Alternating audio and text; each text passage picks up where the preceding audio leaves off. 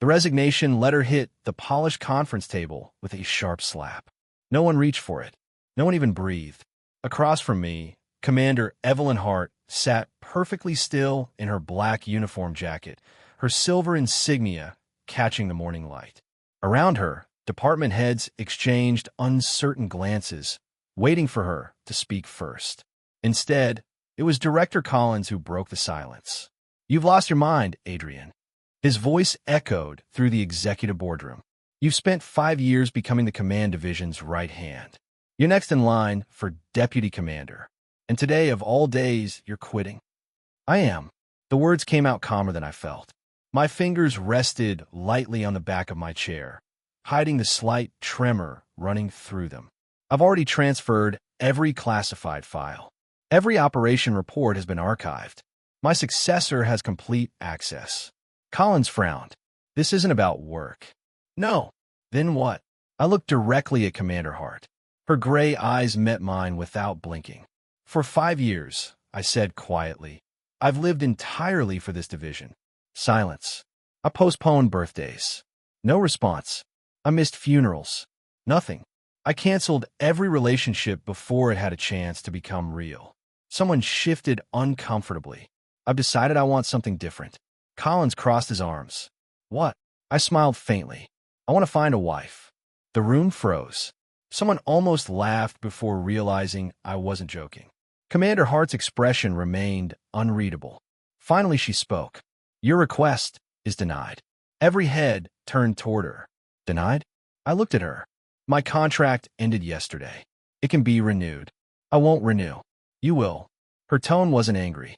It wasn't emotional. It was simply certain, as though my future had already been decided. Something inside me finally cracked. For years, I'd mistaken certainty for trust. Now I realized it had always been possession. "I've already signed with Human Resources." "You'll cancel it." "No." She stood. Every executive instinctively straightened. She walked around the table until only a meter separated us. "You don't make impulsive decisions." "This isn't impulsive." "Then explain." I searched her face. Beautiful. Cold. Perfectly composed. Exactly the same face I'd watched during countless overnight operations. The same woman I'd shielded from scandals. Covered during investigations. Protected from political attacks. 5 years. Not once had she asked what I wanted. I already did. She waited. "I want a life." The muscles in her jaw tightened almost invisibly. Meeting adjourned. Nobody moved until she left. Neither did I. By noon, the entire headquarters knew. Adrian Blake had resigned. The rumors multiplied faster than security reports. He'd been fired. He'd accepted a government appointment. He'd been bribed. He'd developed a terminal illness. Nobody guessed the truth. I simply wanted to stop living for someone else's ambitions. As I packed my office, the familiar click of polished shoes approached. Without looking up, I knew who it was. Only one person walked with such measured precision.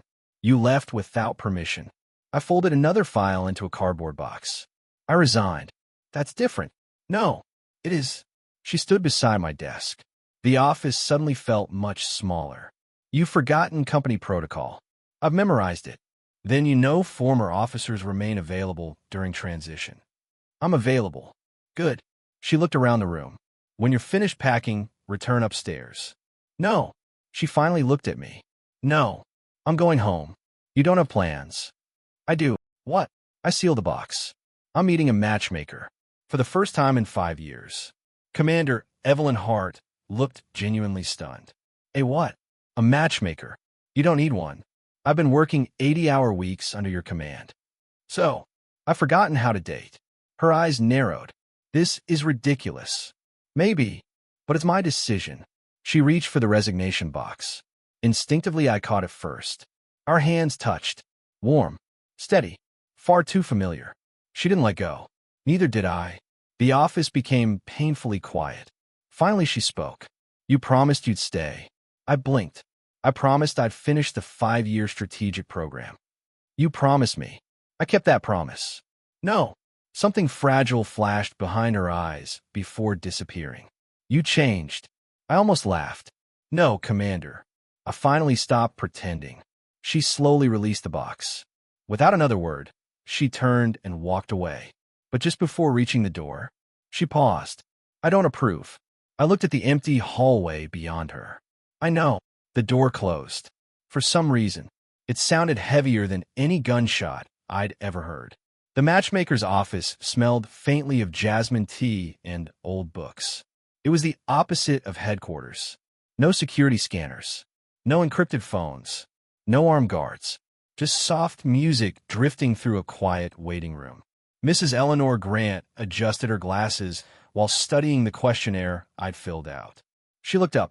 32. Yes. Stable career. I resigned. Her pen stopped moving. You resigned today? Yes. She stared another second before smiling kindly. That takes courage. I wasn't sure courage had anything to do with it. Exhaustion felt more accurate. She continued reading. Hobbies. The silence stretched. I honestly couldn't answer. She noticed. When was your last vacation? I don't remember. Favorite restaurant? Favorite movie? Nothing. My chest tightened. 5 years. I had become exceptionally competent at solving everyone else's problems. I no longer knew myself. Mrs. Grant quietly closed a folder. You aren't ready to meet someone. The words hurt more than I expected. I know. You need to remember who Adrian Blake is. Before I could answer, the office door opened. A receptionist hurried inside. Mrs. Grant, someone insists on seeing Mr. Blake. I have another appointment. I told her. Her? The receptionist swallowed. But she says she'll wait all night. Something in my stomach sank. Seconds later, Commander Evelyn Hart walked in, still wearing her uniform, still expressionless. Every conversation in the waiting room stopped. Mrs. Grant blinked. Can I help you? Evelyn looked only at me. We need to talk. I disagree. You'll listen. No. Another silence. Mrs. Grant carefully stood. I'll give you two some privacy. You don't need to, I said. It's fine. She disappeared anyway. Now it was just us. The woman I'd served for 5 years. The woman who had never once crossed into my personal life. Until today. What are you doing here? You left work unfinished. I completed everything. You left me. The sentence landed strangely. Not the division. Not the project. Me. I studied her face. She seemed tired. Actually tired. Dark circles hid beneath carefully applied makeup. Had they always been there? Or had I simply never looked closely enough? You'll find another chief of staff.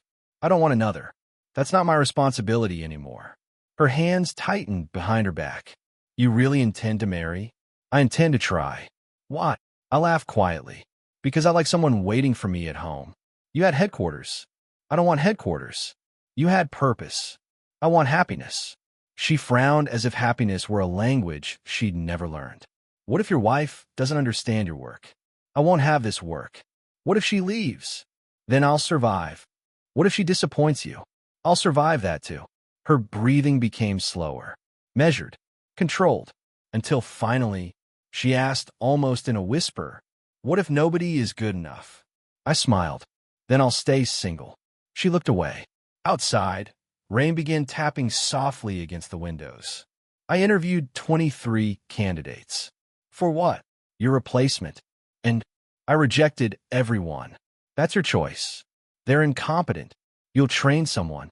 I don't want someone else. The conversation circled the same impossible point. Finally, I picked up my jacket. I should go. She stepped into my path. The movement wasn't aggressive. It was desperate. A side of Evelyn Hart I had never seen. Stay. No. I can increase your salary. I don't care. I'll reduce your hours. Too late. I'll promote you. I don't want another title. She stared at me as though every solution she understood had failed. Money, authority, position. None of them mattered anymore. Her voice became almost inaudible. What do you actually want? For years, I would have answered instantly. Whatever you need. Today, I answered honestly. I already told you. I want a wife. She closed her eyes, only for a heartbeat. When they opened again, they held something unfamiliar. Fear. Real fear. Then, in a voice so quiet I almost missed it, she asked, why not me? The rain outside suddenly sounded deafening. I forgot how to breathe.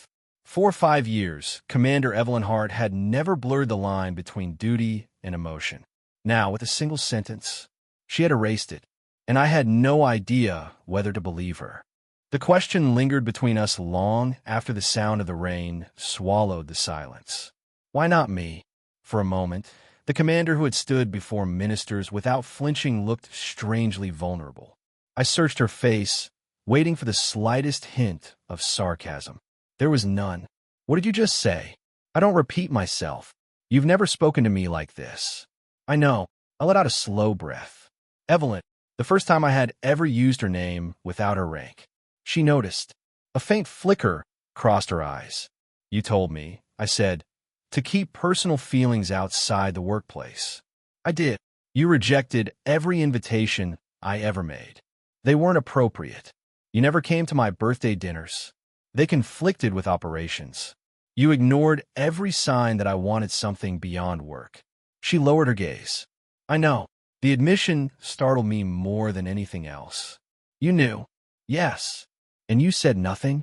I believe it would disappear. My laugh carried no amusement. It did. She looked back at me sharply. No. It became exhaustion. The receptionist quietly walked past, pretending not to notice us. Neither of us moved. I've spent 5 years learning exactly what you value, I continued. Efficiency, discipline, results. I shaped myself into the man you needed. My fingers curled around the handle of my umbrella. And somewhere along the way, I disappeared. For the first time, Evelyn didn't interrupt. I don't know who I am anymore. The confession hurt. Because it was true. Mrs. Grant had seen it within 5 minutes. The woman who had managed my life for 5 years never had. I never asked you to lose yourself. No. You volunteered. I did. And I accepted it. There it was. No excuses. No denial. Just a painful truth. I thought you were happy. I shook my head. I convinced myself I was. Rain continued pouring outside. Cars moved slowly through the flooded street. Everything beyond the glass seemed blurry. So, Evelyn said carefully, what happens now? I leave. And me. You continue leading the division. You say that as though nothing changed. It has. Then why are you walking away? Because I finally learned that loving someone isn't enough. She stiffened. Loving. I smiled bitterly. You really didn't know? Silence answered me. I loved you. The words felt lighter than I expected. Not because they meant less. Because I had carried them alone for so long. I loved you quietly. I loved you professionally. I loved you in ways that never demanded anything. I thought that was enough. She looked as though someone had struck her. I didn't. I know. No. Her voice became unsteady. I really didn't. I nodded. I believe you. That made it worse. If she had knowingly ignored me, perhaps resentment would have survived. Instead, she had simply never noticed. 5 years, standing beside her every day, and she had never realized. Some defeats required no villain, only timing. I need time, she whispered. So do I. She stepped aside, not because she wanted to, because she understood she couldn't stop me. I walked toward the door. Adrian. I paused. If I had realized sooner. I didn't turn around. We'll never know. Then I left. 3 days later, my phone rang nonstop. Former colleagues, department chiefs, friends I hadn't spoken to in years. Apparently, headquarters had descended into chaos. I ignored every call. Instead, I sat inside a small pottery studio with my sleeves rolled up. The instructor smiled patiently. Not so much pressure. I thought this was relaxing. It is. My bowl looks like a collapsed building. She laughed. It looks alive. I smiled despite myself. Perhaps failure could be peaceful too. Halfway through class, my phone vibrated again. This time it was Collins. Against my better judgment, I answered. You're impossible. Hello to you too. The commander hasn't slept. I remained silent. She rejected another deputy. That's unfortunate. She's reading your reports. They belong to the division. She's reading your handwritten notes. My fingers paused over the clay. So, you always left small comments. I frowned. What comments? Eat lunch. Remember your medicine. Don't schedule 3 meetings back to back. My ears warmed. I wrote those for efficiency. Collins snorted. Liar. I was organizing. You were taking care of her. I looked down at the uneven bowl. Maybe she didn't notice until after you left. Of course. Only absence reveals certain habits. What do you want me to do? Nothing. Colin sighed. Actually, what? I think she misses you. I was her chief of staff. No. His voice softened. I think she misses Adrian. The call ended. I stared at the wet clay for a long time. It should have made me happy. Instead, it made me tired. A week passed, then another. For the first time in years, my calendar contained empty spaces. At first they frightened me. Then they became comforting. I visited bookstores, cooked terrible pasta, joined a weekend hiking group, lost 3 chess games to a retired engineer. Slowly, my life began belonging to me again. Then headquarters appeared at my front door. Not metaphorically, literally. I opened the apartment door to find 6 black government vehicles parked outside. Neighbors peeked through curtains. Security officers stood awkwardly beside the entrance. At the center of them all, Evelyn. She looked as immaculate as ever. Only her eyes betrayed the sleepless nights. You've caused quite a scene. I requested privacy. I know. Then why are you here? She glanced at the apartment behind me. May I come in? No. The answer came effortlessly. For years, I had never refused her. Now it felt surprisingly natural. Her bodyguards exchanged uneasy looks. She dismissed them with a gesture. Within seconds, the hallway emptied. Only the 2 of us remained. I brought your favorite tea. You never knew my favorite tea. She looked down at the gift box. I asked Collins. A small smile escaped me. You're learning. I'm trying. The honesty caught me off guard. She handed me the box. I accepted it. Not because I was persuaded. Because refusing kindness served no purpose. Can we walk? After a moment's hesitation, I nodded. The nearby riverside park was unusually quiet. Children chased pigeons across the stone paths. An elderly couple shared roasted chestnuts. Normal. Peaceful. A world I had ignored for years. You come here often? Evelyn asked. 3 times this week. I've never been. I know. She watched the river. I don't understand how you adapted so quickly. I didn't. I feel. She struggled for the word. Lost. So did I. She looked toward me. When? The first 6 months working under you. You never said anything. You were too busy. Guilt spread across her face. I thought I was protecting you. You protected my career, but not your life. She closed her eyes briefly. I don't know how to fix this. I answered without hesitation. You don't. She frowned. What? You don't fix people after breaking their balance. You respect their space. And if they never come back, I looked toward the flowing river. Then, that's the consequence. She fell silent.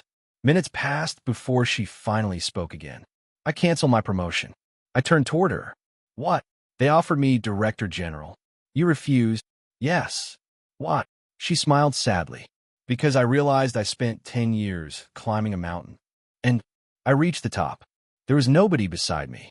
Her words echoed inside me. For years, I had dreamed of hearing something like that. Now, instead of joy, I felt compassion. Not triumph. Not revenge. Just sadness. She had sacrificed differently than I had. I can't promise anything, I said quietly. I'm not asking. I can't return to headquarters. I know. I need to become someone outside your shadow. I know. I don't know if I can ever love you the same way again. Her shoulders trembled almost imperceptibly. I know. She accepted every answer. Without argument. Without command. Without authority. For the first time, she spoke to me as an equal. As the sun dipped below the skyline, my phone buzzed. Unknown number. I answered. Mr. Blake? Speaking. This is internal oversight. My expression hardened. Yes. We've reopened an investigation involving classified procurement from 4 years ago. My heartbeat slowed. There are records indicating someone altered financial approvals. I already testified. We know. A pause. We also know the forged signatures weren't yours. I stopped walking. Across from me, Evelyn immediately noticed the change in my expression. What happened? She asked softly. I lowered the phone. The investigation we buried years ago. The agent's next sentence came through the speaker. We believe someone inside the division deliberately framed you to protect a senior official. Evelyn's face drained of color. Because only 3 people had known the complete truth. And one of them, had just become the prime suspect. The river suddenly felt colder. The voice from my phone continued, calm and procedural. Mr. Blake, I'm here. We'd like to schedule a formal interview tomorrow morning. I'll be there. The call ended. Neither Evelyn nor I spoke. Finally, she broke the silence. You think I framed you? I looked at the water flowing beneath the bridge. I don't know what to think. You believe it's possible. I believe someone wanted me to take the blame. She nodded once. They did. I turned sharply. You knew. I knew someone changed the procurement records. You never told me. I couldn't prove it. You let internal oversight investigate me. They never charged you. They destroyed my reputation. Her lips parted, but no words came. I remember that week 4 years ago. 3 investigators. 47 hours of questioning. Every email. Every signature. Every financial approval. The whispers had spread faster than the investigation itself. Adrian manipulated the contracts. He's the commander's favorite. She'll protect him. I had survived because the evidence wasn't strong enough. But suspicion had remained. I thought I could clear everything quietly, Evelyn said. I was wrong. You should have trusted me. I know. Those 2 words had become her most frequent sentence. Too late. Always too late. The next morning, internal oversight occupied an entire floor of the Federal Administration Building. Nothing had changed. Gray walls, bright lights, coffee that tasted like regret. Agent Daniel Mercer entered carrying a thick archive box. He placed it on the table. You recognize this? I do. My personnel file. Not exactly. He opened the lid. Inside were hundreds of pages. Procurement approvals, operation budgets, expense authorizations. Every document connected to the investigation. We reopened the case because of a digital audit. He slid a report toward me. Someone modified archived files 6 months ago. I frowned. Recently? Yes. Why would anyone reopen old records? That's what we're trying to determine. Another agent entered with a laptop. She connected it to a projector. Security footage appeared on the wall. Date. Time. Archive room. A man entered using executive clearance. His face remained hidden beneath a cap. He spent 11 minutes inside, then left. Mercer paused the video. Only 5 people possessed this level of clearance. He listed them. Director Collins, Commander Evelyn Hart, Deputy Finance Chief Marcus Doyle, Chief Auditor Linda Graves, and me. I almost laughed. I resigned before this footage. The access card belonged to you. My smile disappeared. I returned my badge. Mercer nodded. Exactly. He produced another document. The badge was reported destroyed. He looked directly into my eyes. Someone cloned it. 3 hours later, I stepped out of the building feeling strangely calm. Not relieved. Focused. Someone had carefully prepared this. Not to imprison me. To keep suspicion alive. A black sedan waited across the street. Collins leaned against it. You look terrible. I've looked worse. He handed me coffee. Double espresso. You remembered. I remembered everything after you left. We sat inside the parked car. For several minutes, neither of us drank. Finally, Collins spoke. Marcus Doyle resigned yesterday. I looked up. The finance chief? He disappeared. When? 2 hours after internal oversight reopened the case. A knot tightened inside my chest. Too convenient. I agree. Collins lowered his voice. I check his office. And he emptied every drawer. No, except one. He handed me a small envelope. My name. It's yours. Inside lay a handwritten note. Only one sentence. If anything happens to me, trust Elena Wu. I frowned. Elena, the cybersecurity analyst. I barely know her. You should. Collins started the engine. Because Marcus requested she investigate unauthorized archive access 3 months ago. He suspected something. He never reported it officially. Why? Collins looked grim. Because he believed someone above him ordered it. Elena Wu worked in the oldest building on headquarters campus. Unlike executive offices, hers was cluttered with cables, computer parts, and whiteboards covered in equations. She looked up as Collins and I entered. So, she smiled nervously. I wondered when you'd arrive. You were expecting us? I was expecting Adrian. You know me? She laughed softly. You trained every department during the cybersecurity reform. I had forgotten. Apparently, she hadn't. She closed her office door, then disconnected the landline. Finally, she activated a portable signal jammer. Collins raised an eyebrow. Paranoid, cautious. She opened a hidden drawer. Inside were 3 encrypted hard drives. I copied these before Marcus disappeared. My heartbeat quickened. What are they? Server logs. She connected one to her workstation. Lines of encrypted data filled the screen. This, she enlarged several entries, shows someone entering the archive system after midnight, using my credentials. Exactly. But watch. She clicked another tab. A second login appeared. Different location. Same second. I frowned. Impossible. Unless one login is fake. She nodded. The archive system doesn't allow simultaneous physical access. Collins leaned closer. So Adrian's badge couldn't have been used. Correct. It was digitally injected. She highlighted another field. Only someone with administrator authority could do this. Who has that?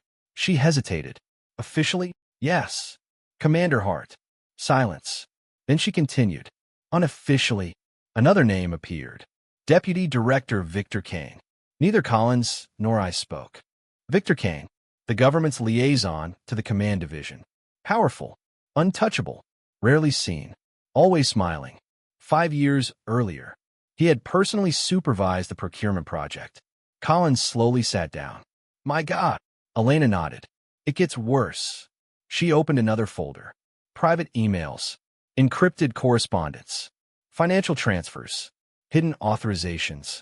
Every transaction bypassed Evelyn's direct approval. Using emergency authority, Victor Kane's authority, he built a shadow approval system, Elena whispered. So every forged signature never reached Evelyn.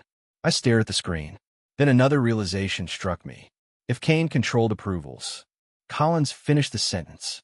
He also controlled investigations, which meant the inquiry against me had never been about discovering the truth.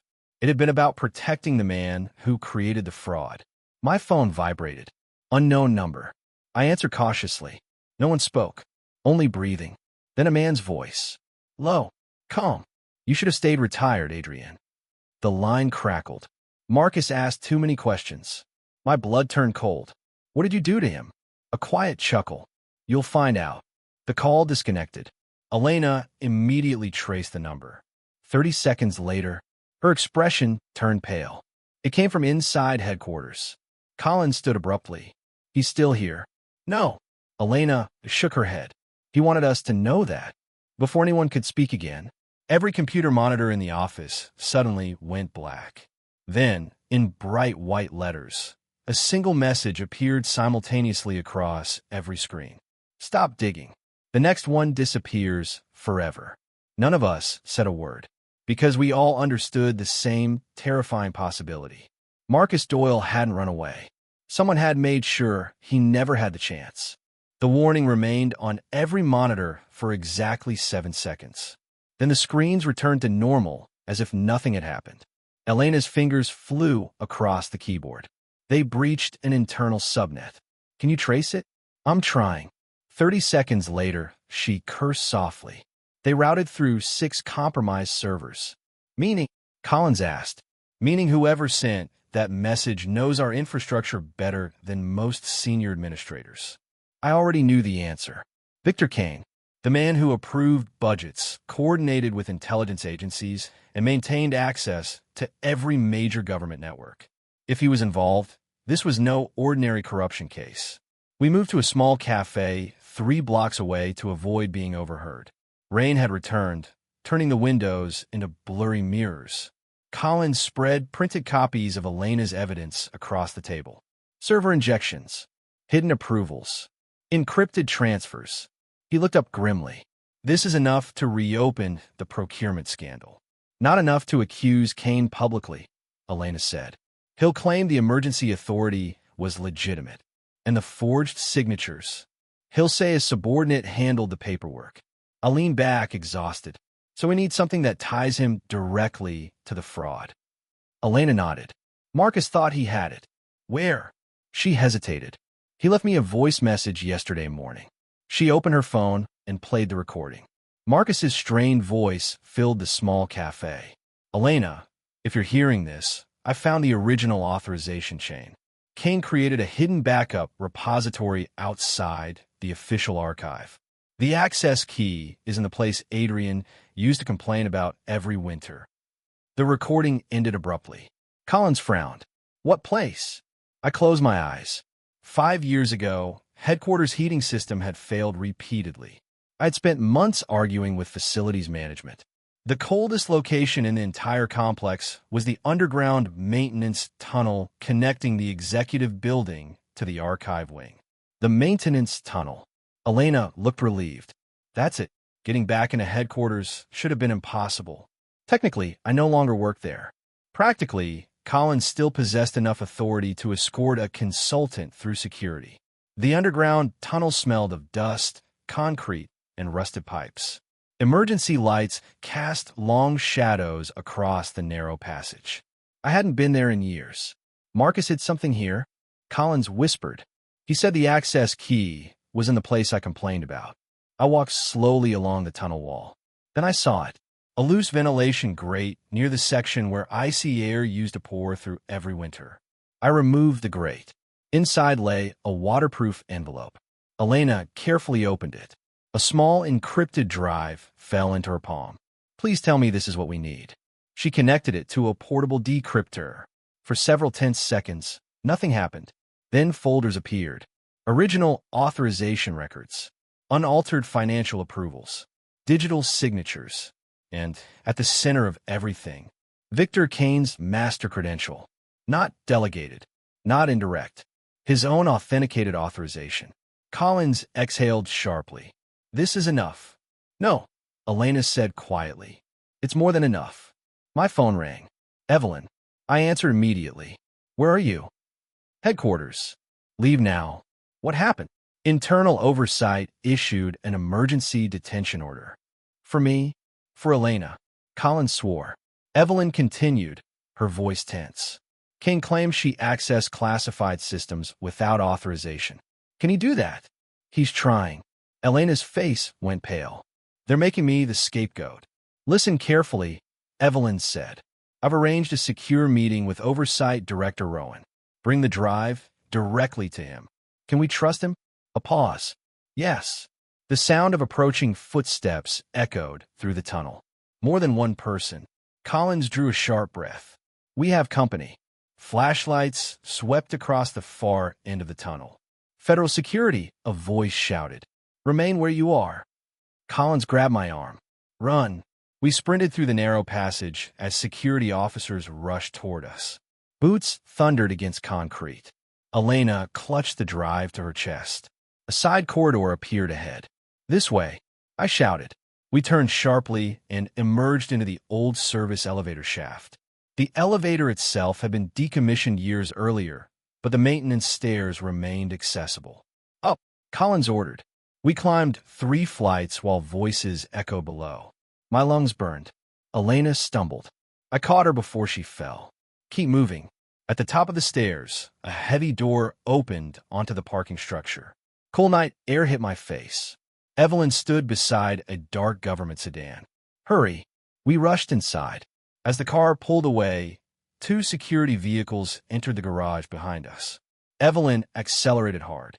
For several blocks, nobody spoke. Then Collins finally asked, Since when do commanders conduct extraction operations personally? She kept her eyes on the road. Since my former chief of staff became the target of a political purge. Despite everything, a brief laugh escaped me. Some habits apparently survived resignation. Director Rowan's office occupied the top floor of the oversight headquarters. Unlike most bureaucrats, he looked more like a retired military officer than an administrator. Gray hair, sharp eyes, no visible patience for nonsense. He listened without interrupting while Elena presented the evidence. When she finished, he asked only one question. Has anyone else seen this drive? Possibly Kane's people know it exists, Elena answered. Rowan nodded slowly. Then he turned to me. Mr. Blake, for years ago, did anyone pressure you to accept responsibility for the procurement discrepancies? I remembered the private meeting. Victor Kane's polite smile, his reassuring tone. Sign the corrective statement, and this will disappear. I had refused. Yes. Boo. Victor Kane. Rowan leaned back in his chair. That matches another witness statement. Another witness? He opened a secure folder. Marcus Doyle is alive. Relief hit me, so suddenly my hands trembled. He contacted us this afternoon through a protected channel. Where is he? Protective custody. Collins laughed out loud. Thank God. Rowan's expression remained serious. He was attacked. The room fell silent. 2 men forced him off the road last night. He escaped before the vehicle caught fire. Evelyn's face hardened.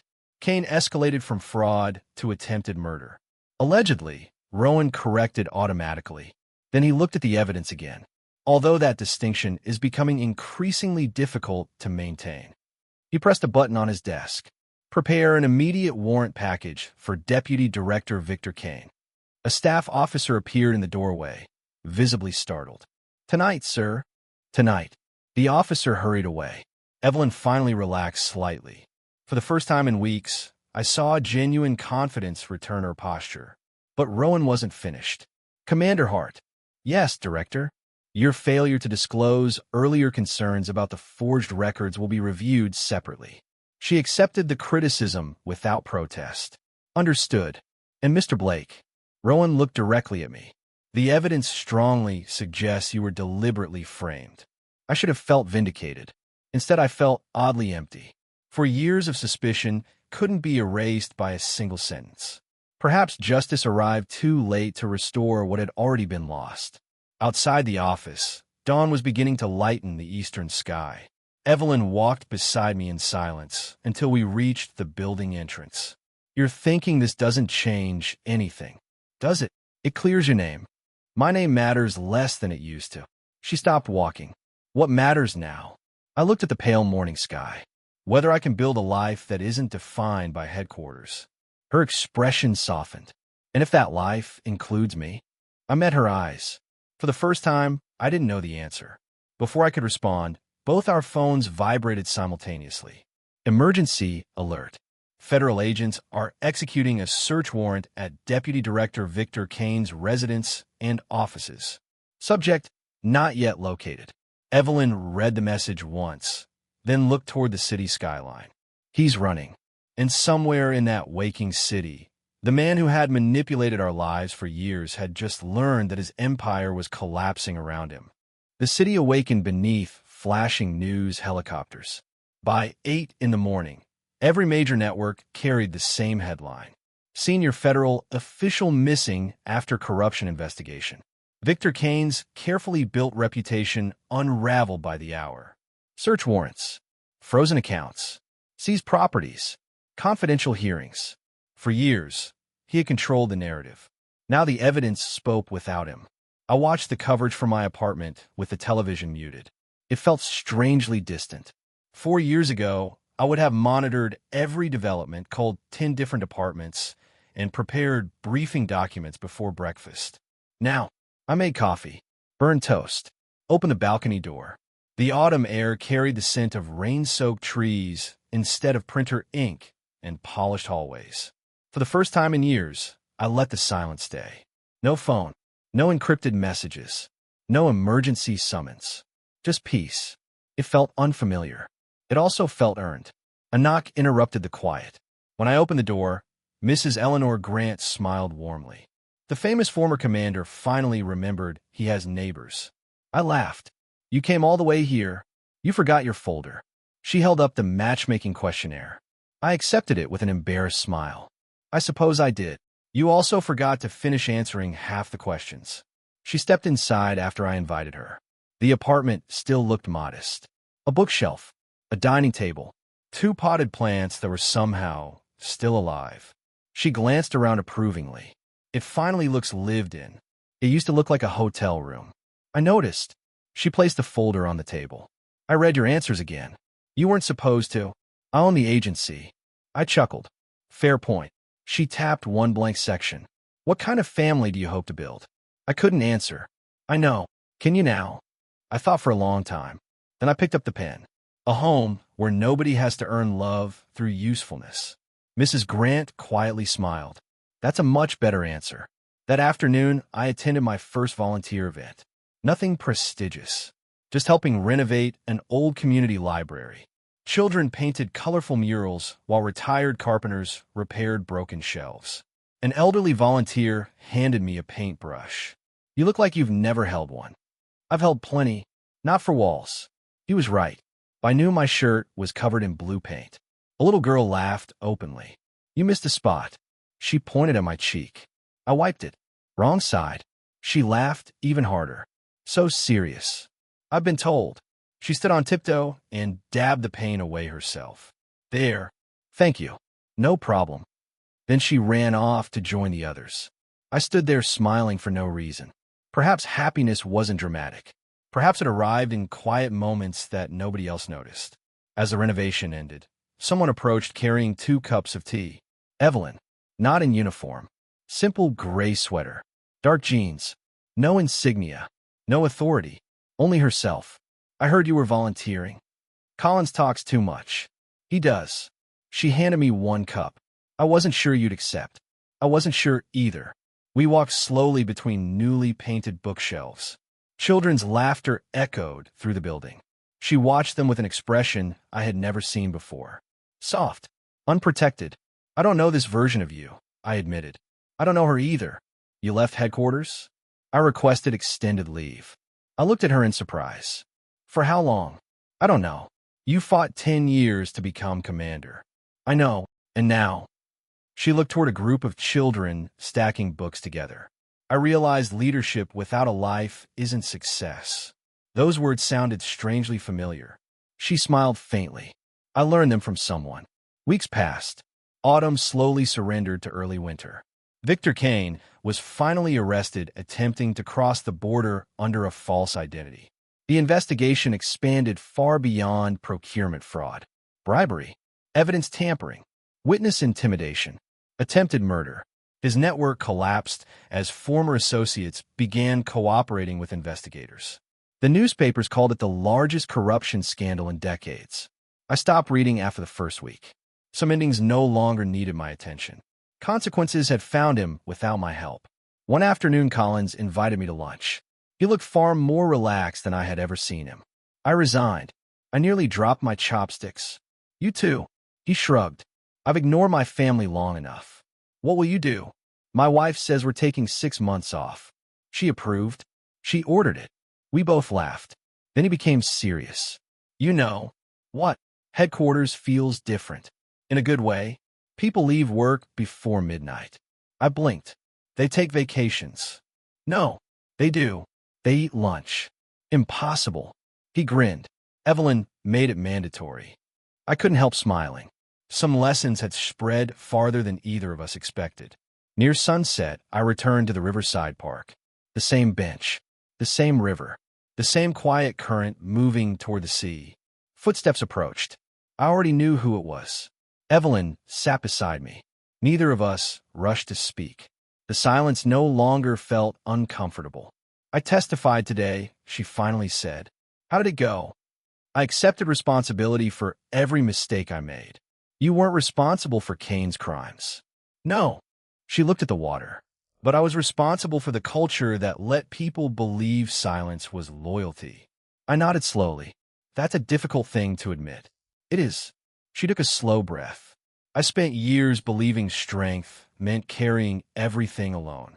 And now, I think strength also means letting people stand beside you. The wind stirred fallen leaves across the path. I owe you an apology. You've apologized before. Not for this. She turned toward me. I love being needed. I remained silent. I convinced myself I was protecting you. In reality, I depended on your quiet sacrifices because they made my own life easier. The honesty hurt, but also healed, because there were no excuses left between us. I forgive you. Her eyes shimmered. But forgiveness isn't the same as returning. I know. I still need time. I know. She smiled gently. This time the smile reached her eyes. I'll wait. You don't have to. I want to. The words carried no pressure. No expectation. Only patience. For someone who had spent her entire career commanding others, learning to wait might have been the hardest lesson of all. As darkness settled over the river, we rose from the bench together. Not as commander and subordinate, not as people trapped by old misunderstandings, simply as two individuals walking the same path at different speeds. For the first time, neither of us felt the need to hurry. Snow fell quietly over the city on the morning Victor Kane's trial began. Television crews crowded the courthouse steps. Commentators debated legal strategy. Former officials avoided cameras. None of it felt personal anymore. I wasn't there as a victim. I wasn't there seeking revenge. I was there because the truth deserved a witness. The courtroom was nearly full when I entered. Marcus Doyle sat in the front row, his arm still in a sling from the attack that had nearly taken his life. He caught my eye and smiled. Good to see you standing on this side of the courtroom. You too. I wasn't sure either of us would make it here. Neither was I. Across the aisle, Elena organized evidence binders with the calm precision that had helped expose the conspiracy. Collins arrived a few minutes later, carrying coffee for everyone. You'll complain if it's too sweet. You remembered. I finally started paying attention. The simple conversation eased the tension. Then the side door opened. Victor Kane entered under heavy security. For the first time since I'd met him years ago, his expensive confidence had disappeared. His tailored suit had been replaced by a plain detention uniform. His hair had turned noticeably grayer. He looked older, smaller, not because prison had changed him, because power no longer surrounded him. His eyes swept across the courtroom until they found me. For a brief second, he smiled, the same polite smile he'd worn during every manipulation. It no longer had any effect. I simply looked away. Hours later, I took the witness stand. The prosecutor asked straightforward questions. What was your role in the command division? Chief of Staff. For how long? 5 years. Were you aware your signatures had been forged? No. When did you discover the truth? I explained everything. The investigation, the cloned credentials, Marcus's warning, Elena's discovery, the hidden authorization chain. Every answer remained calm, measured. There was no anger left in my voice. Victor's attorney eventually stood for cross-examination. Mr. Blake, yes. You resigned shortly before these allegations resurfaced. I did. Isn't it possible you're blaming my client to protect your former commander? No. How can you be certain? I looked toward the jury. Because evidence doesn't care about loyalty. Silence settled over the courtroom. The attorney changed tactics. You were emotionally attached to Commander Hart, weren't you? The question echoed across the room. I didn't hesitate. Yes. And she rejected you. She never knew. Your testimony isn't emotional revenge? No. Why not? I answered with complete honesty. Because revenge would have required me to spend my life thinking about him. I glanced briefly toward Victor. I stopped doing that a long time ago. The prosecutor smiled almost imperceptibly. The defense attorney sat down without another question. During recess, I stepped outside for fresh air. The snowfall had stopped. Evelyn joined me a few moments later. That was the best answer you could have given. It was the truth. She nodded. I've been thinking. Dangerous habit. She laughed softly. I know. Then she became serious. When this trial ends, yes, I'll resign. I stared at her. The division needs someone who can build something healthier. You still can. Perhaps. She folded her hands together. But not from that chair. There was no bitterness in her voice. Only acceptance. I finally understand something. What? A title could define your responsibilities. She looked directly into my eyes. It should never define your entire existence. 3 months later, the verdict was delivered. Victor Kane was convicted on multiple counts of corruption, obstruction of justice, evidence tampering, conspiracy, and attempted murder. Several of his associates received lengthy prison sentences. The procurement scandal officially closed. My name was fully cleared.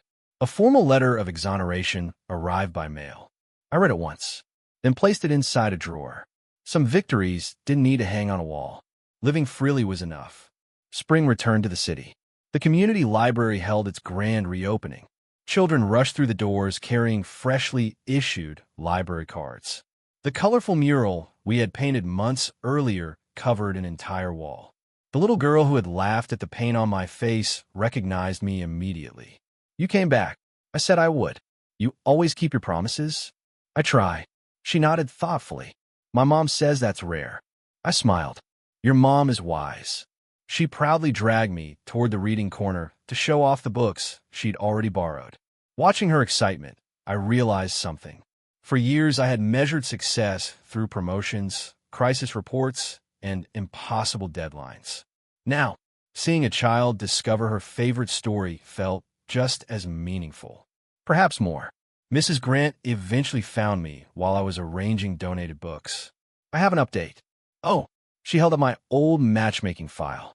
"I've officially closed your application." I laughed. "So I failed?" "No." She smiled knowingly. "You no longer need someone else to tell you who you are." She handed me the folder. Inside, beneath my original answers, she had written one final note. "Ready. Near sunset." I walked once more to the riverside park. It had become a habit. The same bench overlooked the slow-moving water. Footsteps approached from behind. I didn't need to turn around. "You always find me here." Evelyn sat beside me, carrying 2 cups of tea. "I was hoping you'd say that." She handed me one. This time, neither of us spoke immediately. Comfortable silence had become our shared language. After a while, she broke it. "My resignation was accepted." "How do you feel?" "Terrified." I chuckled. "Good." She looked offended. "Good. It means you're finally doing something for yourself." She considered that, then smiled. "I suppose you're right." The evening breeze carried the scent of blooming flowers across the river. She looked ahead instead of at me. "I still love you." Her voice was steady, not pleading, not demanding, simply honest. "I know.